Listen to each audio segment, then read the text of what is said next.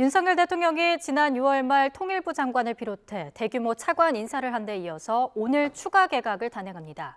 오전 차기 대법원장 후보자로 이균용 서울고등법원 부장판사를 지명했죠. 오후에는 차기 산업부 장관 후보자와 차관 인사를 발표하는데요.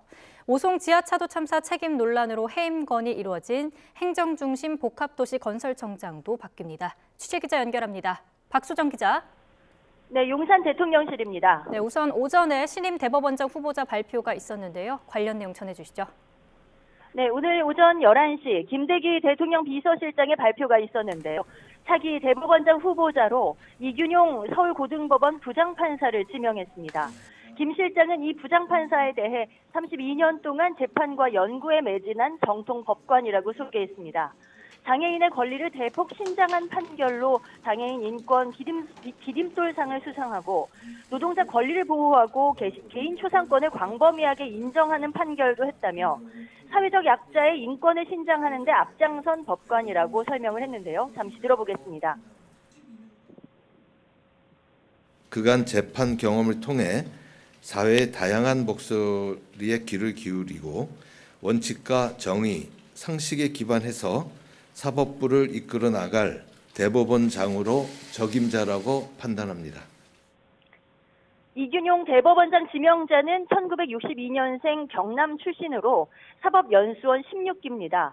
윤석열 대통령의 서울대 법대 한 학년 후배인데 지난해 현 정부 첫 대법관 후보로 추천되기도 했습니다.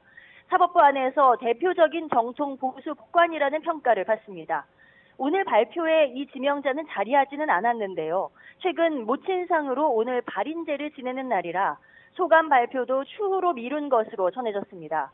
김명수 현 대법원장 임기는 다음 달 24일까지입니다.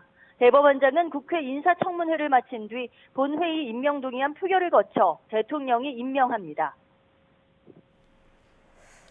오후에는 차기 산업부 장관을 비롯한 차관들 추가 인사 발표가 나오죠. 네, 그렇습니다. 김대기 비서실장이 오늘 오전에 이어 오후까지 브리핑을 두 차례 하게 되는데요. 새로운 산업통상자원부 장관과 국무조정실장을 포함한 차관급 인사들이 나옵니다. 지난 6월 29일 통일부 장관 후보자 지명과 차관 12명을 교체하는 개각이 있었는데 오늘 두 번째 개각이 이루어지는 겁니다. 신임 산업부 장관 후보자에는 박문규 현 국무조정실장이 지명될 것으로 전해졌습니다. 62년생의 서울대 영문학과 출신이고 기획재정부 관료를 오래 지낸 뒤 기획재정부 2차관을 역임하기도 했습니다. 국무조정실장 자리에는 방기선 기획재정부 현 1차관이 내정될 것으로 보이고 그 외 행정안전부 차관 등 차관 인사 여러 명이 발표될 예정입니다.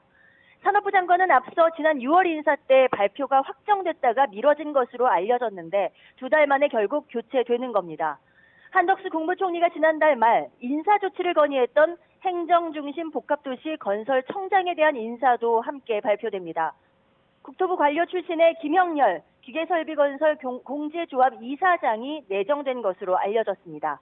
이상래 현 행복청장은 오송 지하차도 참사 이후 책임 논란에 휩싸였고 이에 한 총리가 사실상 해임을 건의했는데 20여일 만에 윤 대통령이 해임을 제거한 것으로 보입니다. 지금까지 용산 대통령실에서 YTN 박소정입니다.